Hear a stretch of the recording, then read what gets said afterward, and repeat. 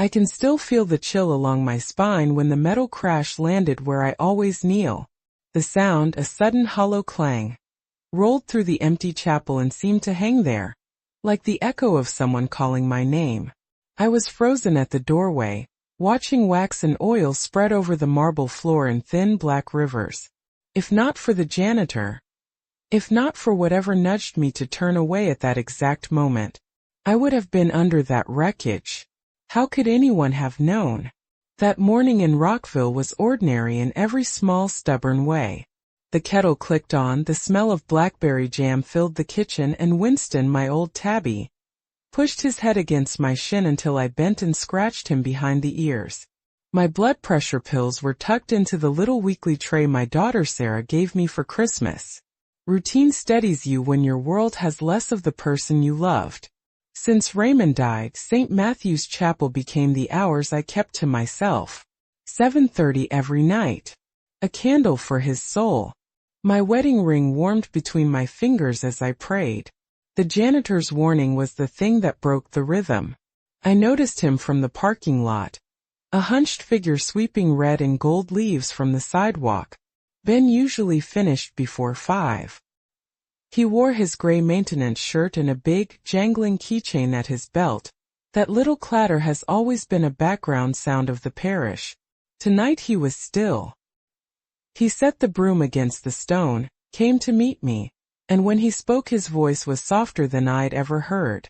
"Mrs. Johnston," he said, eyes darting at the empty lot and the darkening sky. "Don't pray alone in the chapel tonight." The words landed like a stone. He looked older than his age, or maybe it was the worry that made the lines by his eyes deeper. He kept his hand on the keys, fingers worrying them as if to hold himself together. "Please," he added, and then he was sweeping again, the broom's whisper a steadying rhythm. I stood on the steps, my cardigan against the fall air, feeling my breath make a little cloud. Decades of habit tugged at me. I shouldered the weight of the promise I whispered to Raymond every night.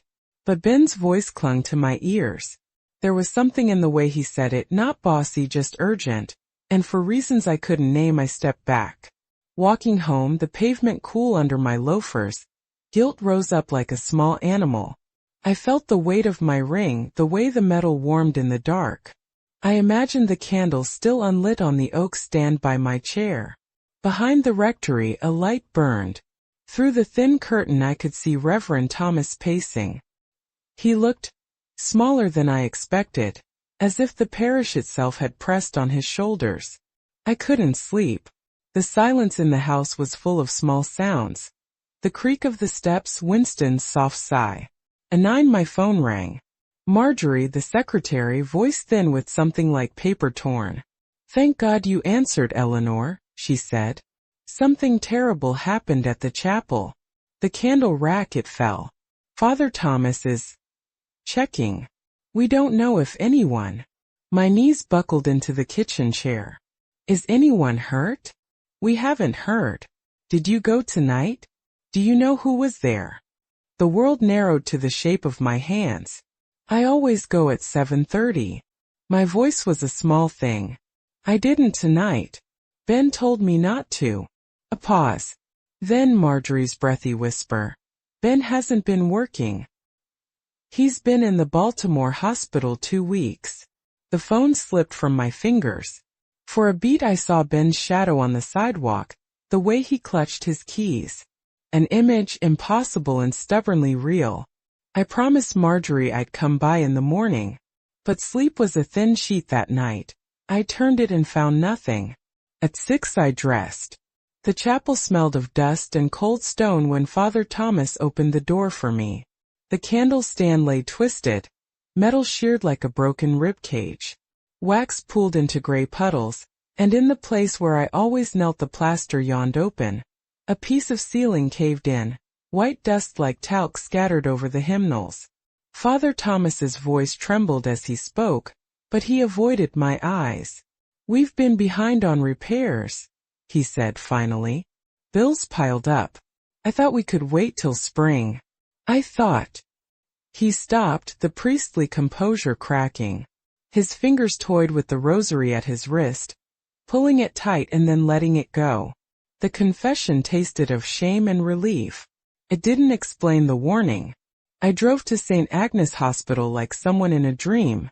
Room 307 smelled faintly of antiseptic and old magazines. Ben sat propped against pillows, a small television murmuring a gardening show. He smiled when he saw me. His fingers, those big work-hardened hands, were surprisingly gentle when he touched the flowers I brought. "Mrs. Johnston." He laughed weakly. "You shouldn't be coming all this way." I asked the only question that mattered. "Were you at the chapel last night?" He blinked. "I haven't been up that ramp in 2 weeks. Heart trouble." He reached for the remote and missed.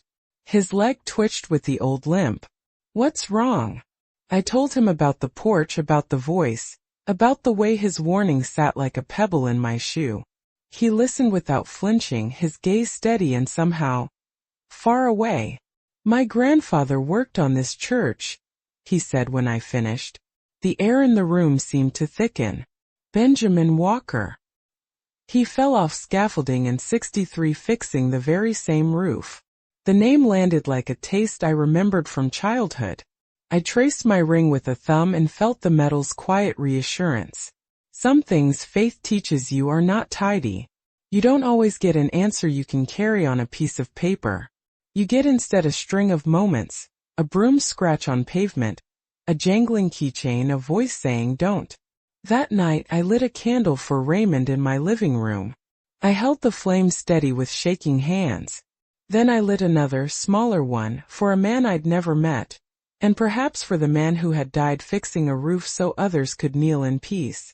The flames cast tiny shadows that danced on the ceiling like the edges of wings. I don't know how to explain the providence of that warning. I only know I listened. I listen now more than I did before. And when the little keys at my own memory's belt jingle, I stop, and I pray. I can still feel the chill along my spine when the metal crash landed where I always kneel. My dears, thank you for spending these precious minutes with me. This channel is just getting started, and every new subscriber is a small breath of life for our little community. If this story touches you, please click subscribe. We're trying to reach our first 1,000, and tell me in the comments which city you're watching from. I read every single one. The mornings have a way of arranging themselves the same way, as if the day is a hymn I already know by heart. The kettle clicks, the scent of coffee folds into the corner of the kitchen, and sunlight slips through the lace curtain in a thin, steady strip. That ribbon of light always falls right across the little wooden table where Raymond used to set his newspaper. I still set my mug exactly where he did, as if the habit can keep the shape of him alive. Winston wakes me with the same insistence he's had for years. A soft thud, a rattle of whiskers against my ankle. He waits for the jam, head cocked, then wraps himself around my legs while I butter toast. The sound of his purr is a small blessing. My pill tray sits on the counter, labeled with the days of the week. Sarah put it in my stocking last Christmas, and I like to think of her hands when I feel the plastic lids pop open. Routine steadies me. Routine keeps me breathing. I taught music for 37 years. I can still hear the echo of the school bell in my bones. That sense of rhythm followed me into the pews. St. Matthew's became more than a building after Raymond died. It became a schedule, 7:30 prayer, a candle lit for his memory, a few minutes of quiet. The chapel is small, almost domestic, with hymnals worn at the edges from fingers like mine. The altar cloth is white but softened by years, the brass cross standing at the center catching whatever light slips through the stained glass. There's an old wooden music box on the altar, a donor's thing I once learned belonged to a family who gave it in thanks. It sits there quiet, a small round thing with a chip on its lid. I always touch it with the pad of my thumb before I kneel. It became a sign that I had arrived. On weekdays, the building smells like dust and lemon cleaner. On Sundays, there's a whisper of incense and the heavier perfume of perfume and coats. Sometimes, when I come in early, you can hear the bells across town, the ones that mark the hour. and they sound like a clock made of prayer. Ben's keychain has always been part of the chapel's background music. Walking in some evenings, I could time the passing of keys against the creak of the front door. Jangling, jangling. A rhythm as familiar as any hymn. He moves quietly, his broom a soft percussion down the stone path, and you learn to read the church through the sound of his work. He kept the furnace running, patched a leaky gutter, tightened a doorknob with hands that have known 100 small repairs. There's a photo in the narthex of men who worked on the church years ago. Black and white faces, proud and sunburnt. I used to pause and try to match names to faces. Benjamin Walker is on that board. A name someone told me once with a hint of sorrow. I did not know then how tightly some histories are stitched to the boards above our heads. Faith for me has never been loud. It's a low conversation, the kind you have in the dark between sleep and waking. I kneel, fingers curled around the rosary I borrowed from Sister Mary, and I talk to Raymond the way I used to hum the alto line in duet. Steady, a little off-key from time to time, but faithful. The chapel's small candle rack, the one with the old metal arms, always threw a little warmth. I liked the smell of the oil when it caught the bell of the flame. It reminded me of kitchens and Sunday suppers and the steady things that make a life. There are small signs in every place we stay long enough. A draft near the choir loft. A nail that works itself loose in a pew. A faint scuff on the plaster. We people who worship in the same small towns learn to look past these things. We give $1 at the plate, we smile at the priest. We fold our hands and pretend that faith is a shelter that never needs mending. But those small signs accumulate like snow on a roof. Quiet, then heavy. Then suddenly impossible to ignore. I told myself for weeks that the chapel was safe because I had always found it so. I told myself the structure would hold because the prayers had held me. But in the spaces between the kettle's whistle and Winston's purr, in the thin strip of morning light on a table once shared, there were hints of something else. A line on the plaster, a jangling of keys, the polished spot on a pew left empty. They lived in the background, small and unthreatening, until one evening when a voice said, quietly, insistently, "Don't pray alone." I had learned to trust the routine. That night, a different kind of listening pulled me back. The chapel smelled like dust and melted wax. Sunlight from the stained glass cut across the hymnals in thin, colored bands, and the small gust from the open door carried a grit of plaster into my throat. I tasted it. A faint chalky bitterness before Father Thomas spoke. He walked me to the place where the metal arms had twisted and broken. The candle rack lay like a broken ribcage on the floor, wax pooling around it in dull, congealed circles. Above where I always kneel, a jagged hole yawned, plaster flaking down in tiny moons. The air felt colder there, as if the building itself had inhaled and held its breath.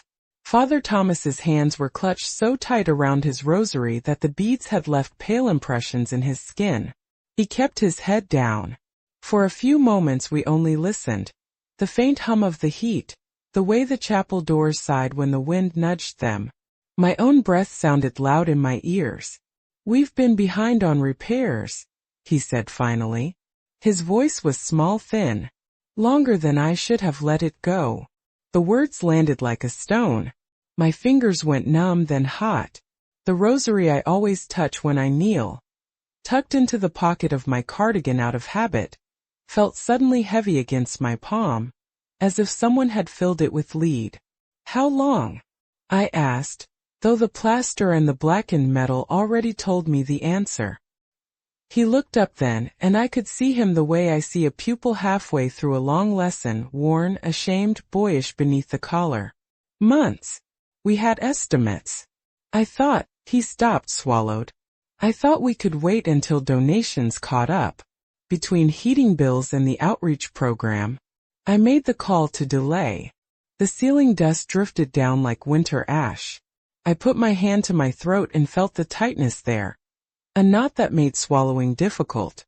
My knees trembled.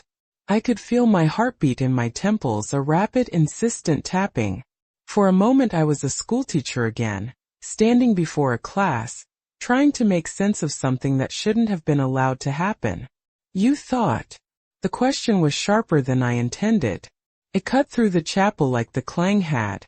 People come here at night, Father. Old Mrs. Alvarez who can't see well. Tommy Hale who stoops when he walks. You made a decision that put people at risk. He flinched at that. The beads at his wrist tapped once and died. His lips were pale. I know. I am so sorry. Guilt and something metallic and cold combined behind my ribs. For years I had trusted that church the way I trusted that my lights would turn on when I flipped the switch. It had been my predictable thing. The unchanging beat in a life that had shifted and thinned around the edges. To imagine that trust eroding because of a ledger book and a number, it felt like a betrayal I could taste. But underneath the betrayal was another feeling. Fear. Not just for myself but for the others who came alone. For the woman who would light the Tuesday candle and leave before calling her daughter. For the man who knelt where I did and prayed with his fists clenched. I could see them, their shoulders bent, their hands searching pews for support, and the image made my own hands go cold. Why didn't you close it? I asked. If you knew the roof was failing, why leave it open at night? His eyes filled. I thought the risk was low. I thought no one would be there late. And closing the chapel felt like closing the heart of the parish. People need this place more than we need perfect plaster. I thought. Poorly. He folded in on himself. The priestly composure that usually held him like a coat had slipped from his shoulders. I could have walked away then. I could have called the diocese, written a letter, marched to a meeting and demanded names and numbers and explanations. I could have done all the things a reasonable, angry person should do when given proof of negligence. My palms were sweating. The edges of my vision blurred. Each righteous impulse gave way to a softer one. The habit of mercy my mother taught me. The way Raymond would have reached for the hand of someone who hurt themselves by trying to help. And under that, impossibly, the memory of the janitor's voice. Don't pray alone tonight. The way it had landed. Not a command but a plea. The image of a thin man with a keychain. Hands folded around his keys. It didn't fit into a tidy explanation. If Ben had not been real, then what had reached me in the parking lot? If Ben had been real and yet said he wasn't there, then someone or something had stepped between me and the danger. I felt the ground of my belief shift under me, small and precise like a piano key that had been moved a hair. It was disorienting. My throat tightened until speaking felt like pushing through fog. What do you want me to do? Father Thomas asked softly. He was asking me for counsel, for absolution, for permission to be human. My hands had started to tremble uncontrollably. I wrapped them around my cardigan as if to hold myself together. Winston's little purr at home would be no protection here. I could catch his eyes now in my mind, kind and tired, and I thought of the safety of a routine that others depended on. I want the truth to come out, I said, and the words surprised me with their steadiness. We need the repairs. We need people warned. And we need to check who comes here late. No one should be put at risk because of a budget.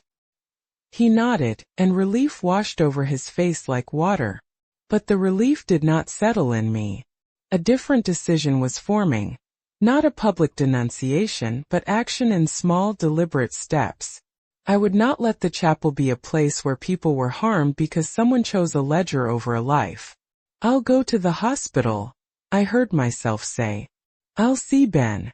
Maybe he has answers about the history of this roof. Maybe he knows things no paperwork shows. Father Thomas's hands found the rosary again, not out of ritual but seeking something to hold. I will put up notices. We'll close the chapel at dusk until repairs can be done. I'll call the diocese today. He meant it. I could see the weight lift a little from his shoulders, but I could also see how hard the consequences would fall on a small parish already stretched thin. The injustice sat in the intersection of love and economics, faith and bureaucracy. It was not a clear villain and victim story. It was messy in the way people's lives are messy, with needs that The fluorescent light in room 307 hummed like a distant choir. The antiseptic smell, too clean, too sharp, wrapped around the bed and stayed there. Ben sat propped with pillows, his gray maintenance shirt folded neatly on a chair as if he'd planned to wear it that afternoon.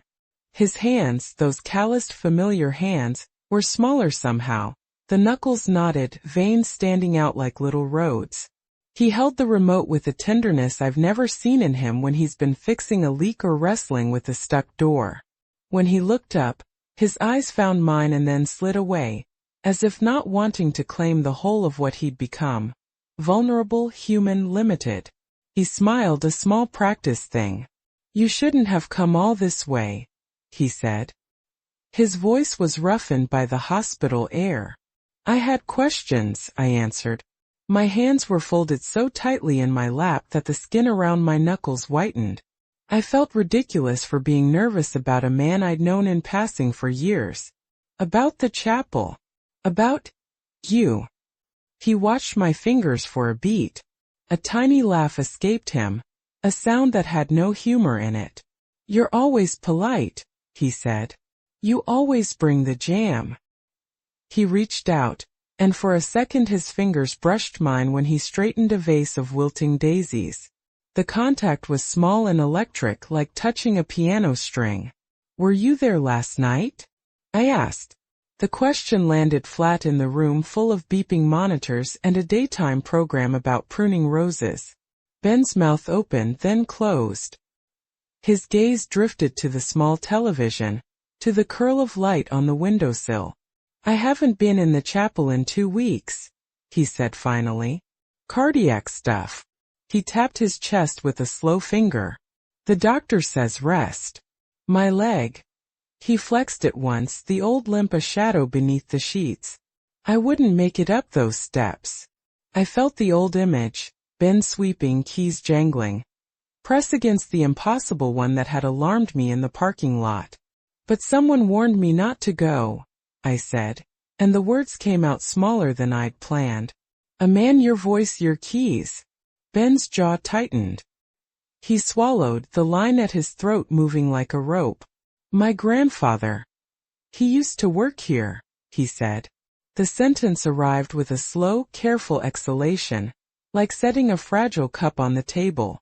"Benjamin Walker Sr. He died working on that roof in '63. My grandmother told me stories. He liked to whistle when he worked. Said the church deserved care." His hands folded over the blanket. I pictured an old photograph, black and white, sun-squinted faces, one of those images in the narthex they keep but never talk about. Ben reached into the side table drawer and pulled out a worn envelope. Inside was a folded, yellowed picture. He laid it in my palm as though offering me a sacrament. A man in a dark shirt, hat tilted, wiping his brow, a scaffolding behind him. The face was familiar to me somehow, not because I'd seen the photo before, but because I'd seen it in the quiet, lined features of Ben Jr. I traced the ghost of that face with my thumb. A photograph is a memory you can hold. This one felt heavy with gratitude and regret. Ben watched me with something like apology on his lips. "My granddad was proud of this place," he said. "He fixed the gutters, patched the tiles. When he fell, folks said it was an accident. We talked about it like it was closed. But it stuck with me. I think sometimes things from a life don't leave. They hover. They put gentle hands on your shoulder." I wanted to ask the question that had been clawing at my throat, the one that would make this whole thing seem absurd or holy. Instead, I pressed my mouth into a line and let my hands speak for me. Small fingers tracing the edge of the photo, a slow inhale. "Did you ever warn anyone?" I asked instead. Ben's laugh was half a cough. "Warn? Me?" He shook his head. A shadow passed over his face, and for a moment I saw the boy who'd grown up under his grandfather's hammer, the man who'd learned to carry burdens and keep them quiet. "No. I've tried to keep busy. Keep the heat on. But sometimes," He paused, eyes traveling to the window where a sliver of autumn sky showed between buildings. Sometimes you dream and then wake up with that feeling like someone tugged at your sleeve. There it was, the subtext I'd been looking for. Not a confession of ghostly apparitions, but the softer, stranger thing. A continuity between lives. A warning that wasn't wrapped in proof but in care. His mouth curved. Maybe that night someone tugged harder. The room settled around the unsaid. Machines hummed, a nurse's footsteps faded in the corridor, and I thought of the night my piano had split along an old seam. Tiny signs until the whole thing cracked.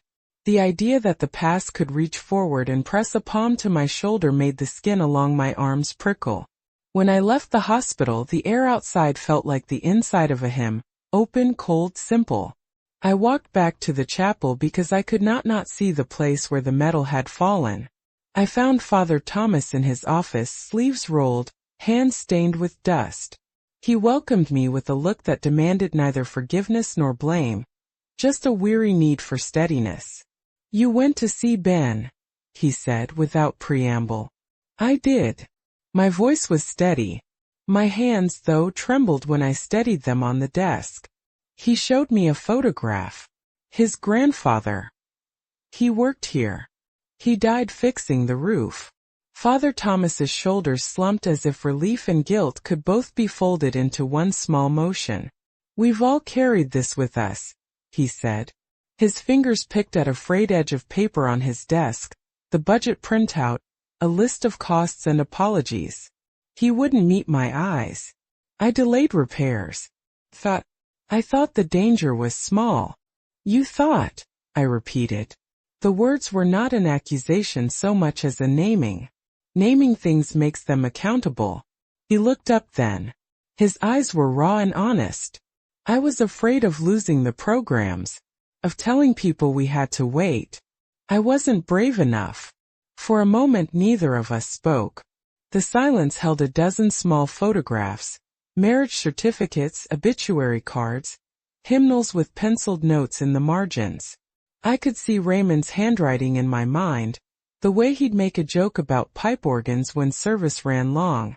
I thought of all the quiet, costly choices people make to keep a place alive and the ways those choices can unravel. "What do you want me to do?" Father Thomas asked at last. The question was thin, edged with hope and fatigue. I could have demanded names. I could have marched the ledger to the diocese and read it aloud. But memory, shaped by years of kindness and the weight of loss, urged a different tack. I thought of Ben's hands, of the photograph he'd offered me like a benediction. I thought of those who come alone to pray and of the marrow-deep need for a place to kneel. "Fix it," I said simply. "Close the chapel at dusk until it's safe. Tell people. And find the money. We'll help. I'll talk to Sarah. I'll speak with the ladies from choir. But no more secrets." His relief was almost visible, like someone letting out a held breath. He folded his hands and for once the rosary in his grip seemed less like a ritual and more like a plan.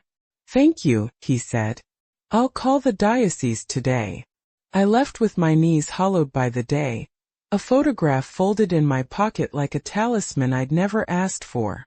Outside, the air smelled of leaves and something else. Maybe forgiveness, maybe the clean bite of truth. At home that night, I lit a candle for Raymond and another small one for the man on the scaffolding in the black and white photograph. The flames trembled and then steadied, and for the first time in a long while the two small dances of light felt enough.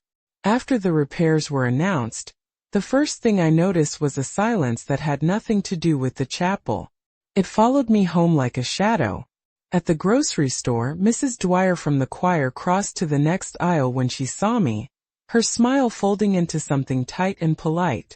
The faint rustle of her shopping bag sounded like a small retreat.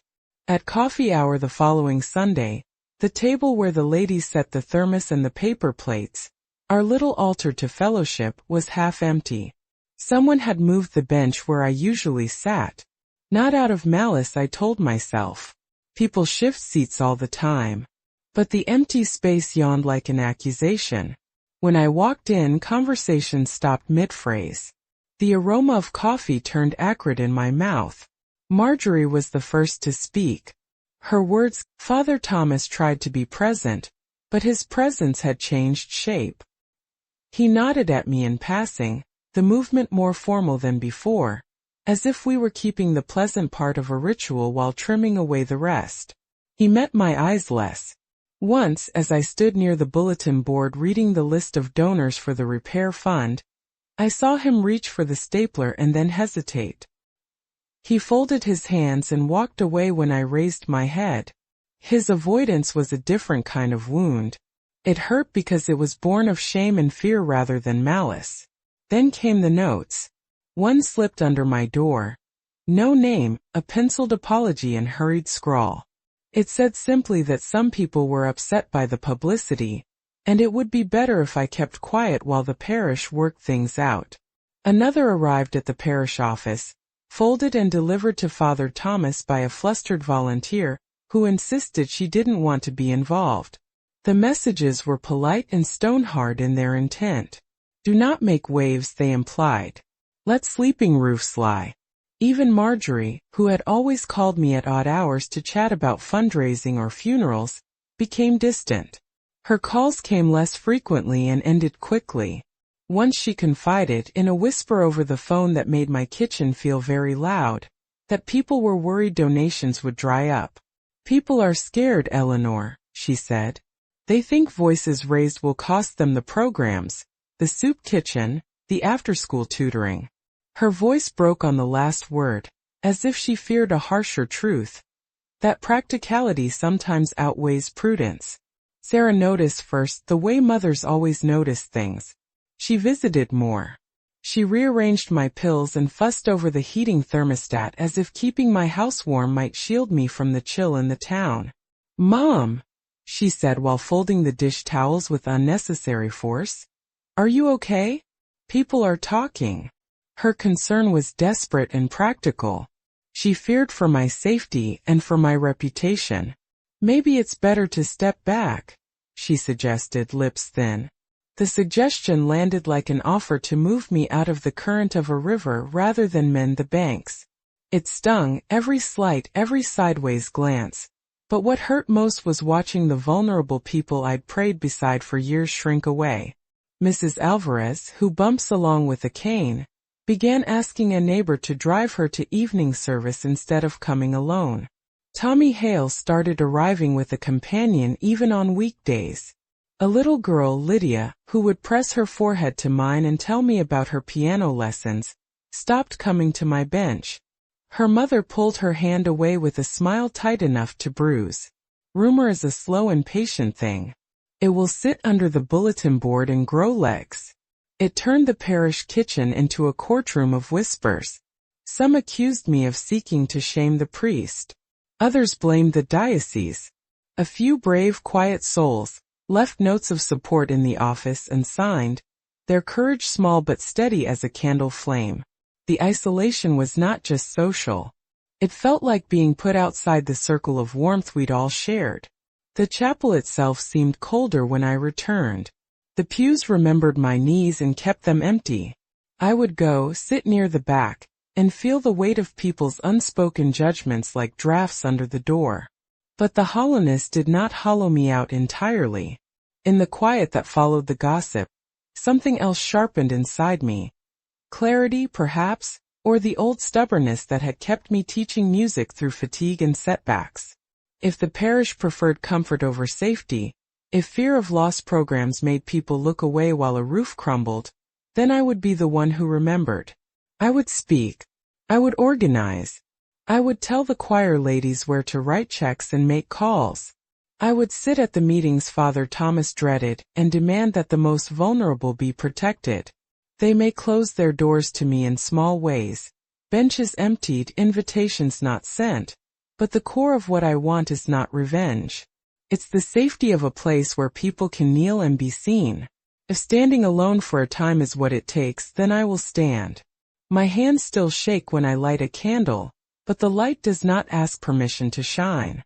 The morning sun slid thin and copper through the stained glass as if the windows themselves were holding their breath. The sanctuary hummed with a low undercurrent of conversation, hymnals rustling, the choir tuning somewhere up in the loft, and when Father Thomas climbed the pulpit you could feel the room settle on him like a hand. His voice filled the hall, rich and practiced, vibrating in the wood of the lectern. There is a particular smell that comes off polished pulpits. Warm varnish, lemon oil and old, lived-in wood that remembers every sermon. It steadied me for a moment and then made my skin prickle. I had rehearsed the words in my head all week, folding them tidy so they wouldn't spill. I sat 2 rows back, hands folded so tight around one another my knuckles were white. Count your breaths, I told myself. Inhale, hold, exhale. Winston's soft purr on my lap would have calmed me if he were here. My fingers found the rosary in my cardigan as if by habit and held the beads like a metronome. The sermon began with the usual grace. Talk of stewardship, of keeping a house of God in order. Father Thomas's voice rose, then softened. The vibration of it passed through the room, through the soles of my shoes. There was a strange cadence to his sentences today, a half-beat where guilt tried to hide itself behind mercy.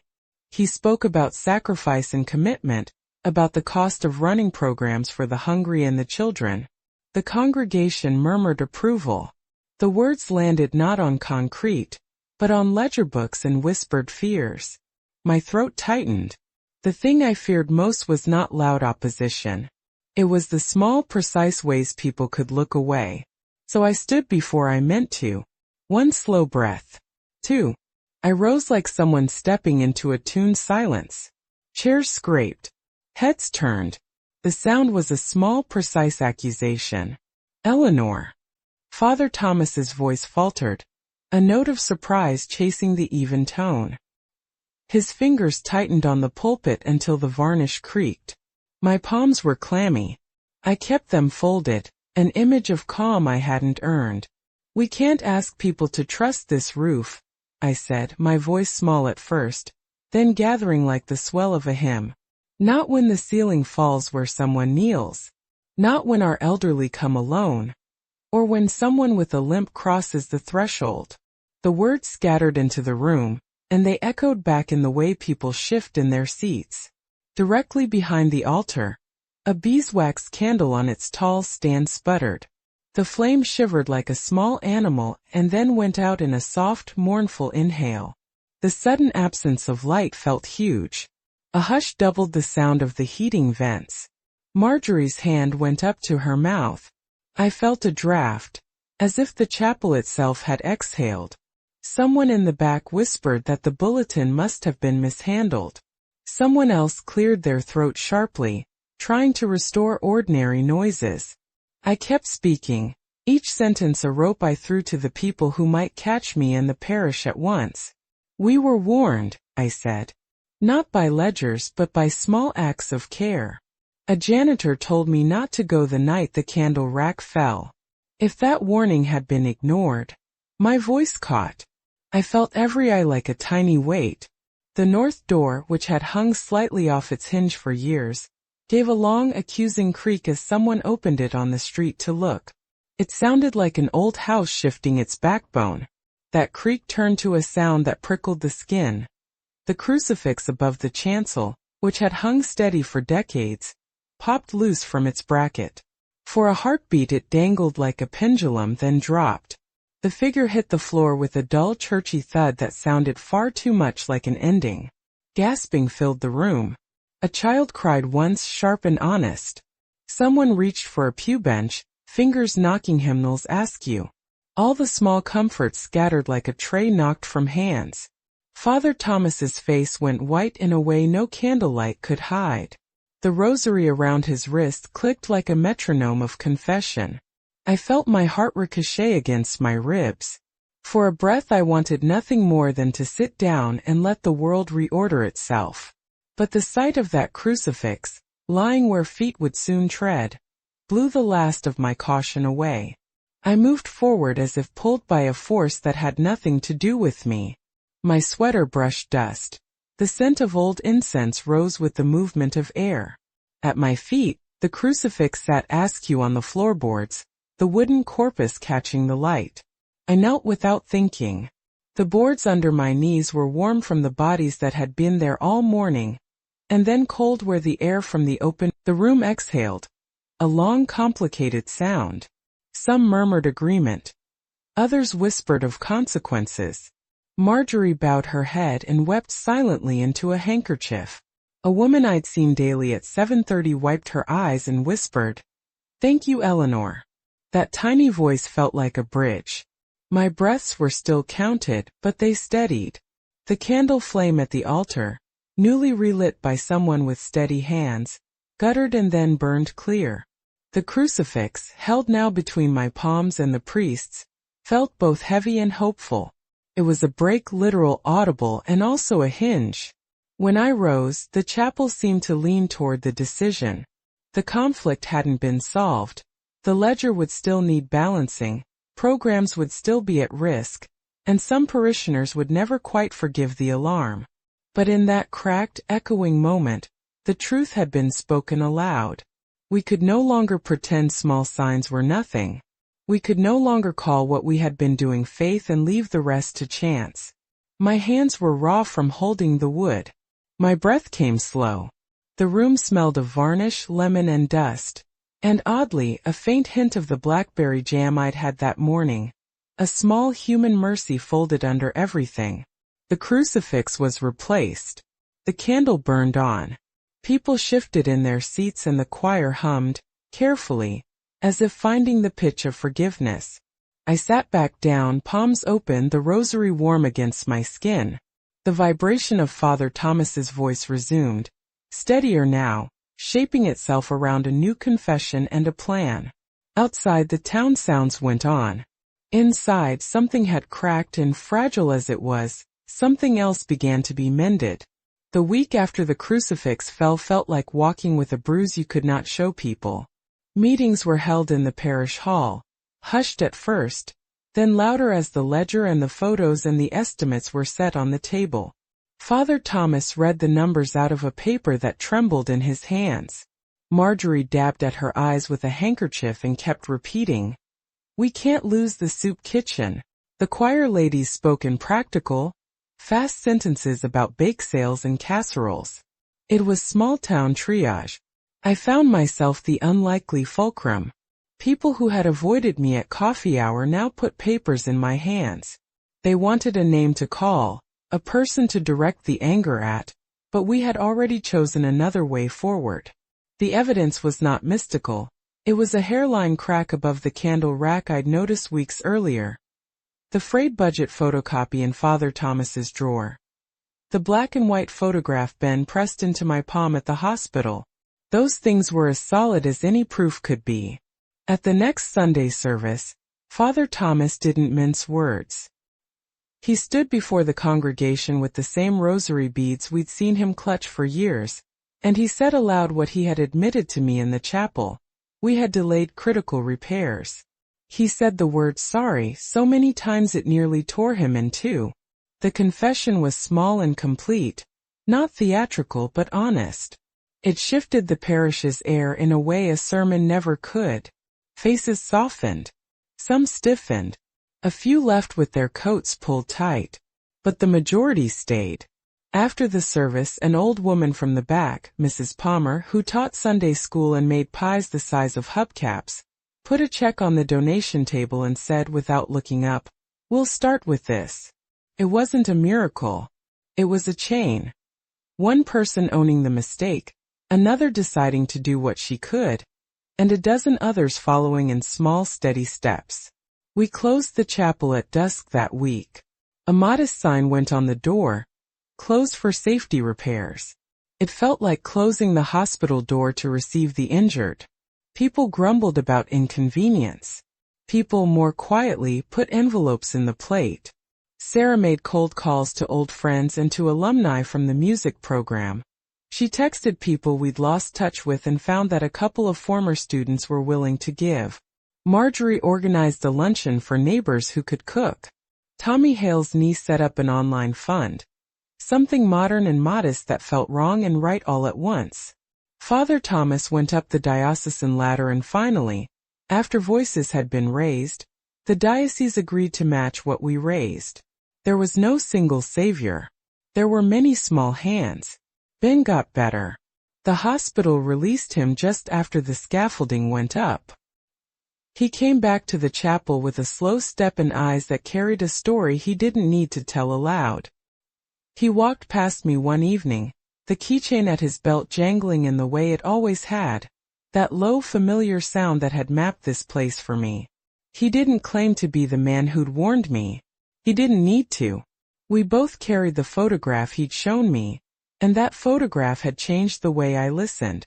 We started to tell the story differently too. Instead of a headline to devour and move on from, it became a cautionary tale wrapped in care. We told it at parish potlucks and in the quiet corners after Mass, that small signs matter, that the work people do to keep a place safe is prayer in another language. People began to check the gutters and to climb the ladder with someone holding it steady. Conversations that once would have been left to the margin. Should we check the wiring? Who's been up on the roof? Became ordinary topics at coffee hour. The righteousness that had bitten like frost eased into a different hunger. Accountability that translated into action. On the morning the scaffold came down and men in dusty work shirts brushed plaster from their jeans, Father Thomas asked a council of volunteers, including me, to help plan a quiet rededication. There was nothing flashy about it. We scrubbed hymnals and polished brass, moved hymn numbers from memory into the margins of the books for those who needed a guide. We placed a small brass plaque at the base of the candle stand with a short line about vigilance and gratitude. I helped choose the words. I wanted it simple. I wanted it honest. When they finally unlocked the chapel in late November, the smell hit me first. New timber under the old stone, lemon oil and sawdust braided with the scent of beeswax from the altar candles. The repaired ceiling looked as if the building had taken a deep, careful breath. For a moment I stood in the doorway and let the light from the stained glass paint my hands. I went to the candle stand and for the first time since the night I had turned away, I knelt in that place. My knees remembered the grooves of the wood. The rosary in my pocket grew warm with my fingers. I lit a candle for Raymond as I had every evening. I placed it just so where the flame trimmed the shadow of the cross. Then I reached for a second candle and lit it for Benjamin Walker Sr., for the man in the photograph who'd given a life to keep this place standing. I didn't say he had spoken through the breath of memory or a tug in my sleeve. I said only thank you quietly. The act felt like closing a circle. There is a kind of peace that is not the absence of trouble, but the settling of purpose. I do not have answers for everything. I still feel the chill sometimes when I remember the clang and the plaster dust. I still wonder about how a voice that sounded like Ben's could warn me when Ben himself was in a hospital bed. But the community did what it had always done at its best. It listened, it owned its failings, and it fixed what it could. That is the turn that matters. In the end, the janitor's warning, whatever its origin, forced us to choose. We could have let the ledger decide who mattered. Instead, we picked up hammers and cauls and casseroles. We learned to notice the small signs before they became catastrophe. And I learned finally to trust the pull at my sleeve that says, stop, step back, live. I listened. I'm here to tell you I was saved by something the ledger could not measure. A care threaded from one generation to another, jangling keys and all. The bench where Raymond and I sat still remembers the shape of him. The wood is warmed in a little crescent where his knee used to rest, polished by years of habit. Sometimes I run my hand along that crescent as if I'm tracing a signature. As if touch could call back everything that sits behind the small glass of photographs and prayers. The chapel smells different now. Old stone and lemon oil are braided with sawdust and the clean sting of new paint. Beeswax hangs in the air like a promise. When I step inside, light from the stained glass falls like embroidery across the hymnals. And for a moment the whole room seems stitched together again. Men in dusty shirts rewired what needed rewiring. Volunteers scrubbed brass until it winked. The new plaster over the candle stand is still slightly rough under the fingertips, an honest seam where repair meets memory. People came back. Not all of them, but enough to make the benches sigh under bodies again. The choir sings now with a careful, humble sort of joy. Still, not every bench is full. Some chairs sit empty where once friends leaned close. The parish has its quiet corners now, people who loved me in different ways and people who stepped back. The rumor that had folded round us like a cold sheet left its faint stain. I think of that sometimes, the way people choose the comfortable path of avoidance. Stung. Still stings. But the loss of a few smiles felt small next to the safety assured. At home, I light my 2 candles each evening as if the tiny flames are a language all their own. One for Raymond, the way I always did. One for Benjamin Walker Sr., whose photograph Ben pressed into my hand at the hospital. I don't pretend to name everything I feel about that night. There are things that move along the edges of explanation. Memories that slide forward like a hand on a sleeve. A nudge you cannot account for. I do know this. The warning reached me in a form I could obey. Whether it was a memory, a kindness stretched across generations, or a simple, inexplicable mercy, it kept me alive. Sometimes I walk by the chapel at dusk and pause on the step. The town light softens. The stained glass takes on a deeper hue. There is a peace that is not the same as forgetting. It holds the shape of what happened without trying to smooth it flat. I imagine the people who may never return feeling safe in other ways, and I hold room for them in my prayers. Mercy, I remind myself, is not always loud. Often it is the small motion of a hand reaching across a bench, the quiet of a neighbor who shows up with soup. The parish still has work to do. Budgets need gentle tending. Programs must be fed. The soup kitchen and youth tutoring that Father Thomas feared losing are back on a smaller, steadier footing, held now by more hands than a single ledger. It was not one person who saved this place. It was many. It was hammer and casserole, call and check, confession and action. Morning light finds its way across my kitchen table the same as it always has. Winston still bumps my ankle for jam. I count my pills and tuck the weekly tray into the cupboard. A small ritual that steadies my days. But the rhythm of evening is different now. When I walk into the chapel, I am no longer only a mourner with a single nightly habit. I'm part of a body that remembers how fragile a roof can be, and how faithful quiet people can be, whether their keys jangle in a pocket or their names live only in a black and white photograph. There are nights when I sit a little longer, palms warm around the glass of a tiny flame. I listen to the slow exhale of the building, to the hush between the organ notes, to the small echoes of footsteps as late parishioners leave. Sometimes I imagine a thin man sweeping the stone outside, keys at his belt, whistling the tune of a life that kept this place standing. Whether he was Ben or his father, or nothing more than the memory of care itself, I do not know. I only know I heard him. When the last person rises and the hymnals close, there is a moment of sacred hush. The janitor locks the heavy door. The keys jangle once, twice. An ordinary sound that has come to feel like benediction. Footsteps fall away across the parking lot, measured and fading. A breeze tugs at the corner of a hymn sheet left on a pew. The chapel breathes, then settles. Sometimes the wind slams the door shut behind me, quick, decisive, like the end of one chapter and the beginning of another. I stand for a second, hand on the cool brass handle, and listen. The sound of the latch is a small punctuation. The bench is empty. The light from the stained glass paints my fingers in color. I turn the key. I carry the echo of the place with me as I go, soft, insistently human. And I fold it into the small life I still have to live. I listen now more than I used to. When a voice tugs at my sleeve, literal or not, I try to answer. I learned that a warning can be the shape of compassion. I learned that the things that save us sometimes come in the humblest forms. A janitor's keys, a photograph in a hospital room, a neighbor's casserole.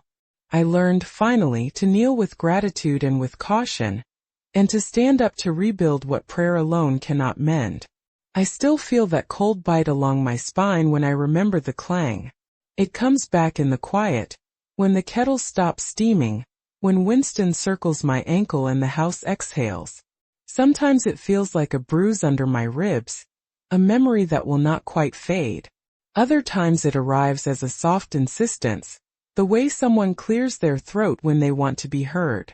When I close my eyes, I can see the marble where the oil ran, the jagged plaster above the spot where I always knelt. I can still smell the dust and melted wax. I can see Father Thomas with the rosary leaving pale marks around his wrist, and Marjorie's hands wringing the hem of her blouse. I carry the photograph bin pressed into my palm like a secret. A man sunburnt and proud on a scaffold, a name on the back that braided 2 lives together across decades. The hardest thing has been living with 2 truths at once.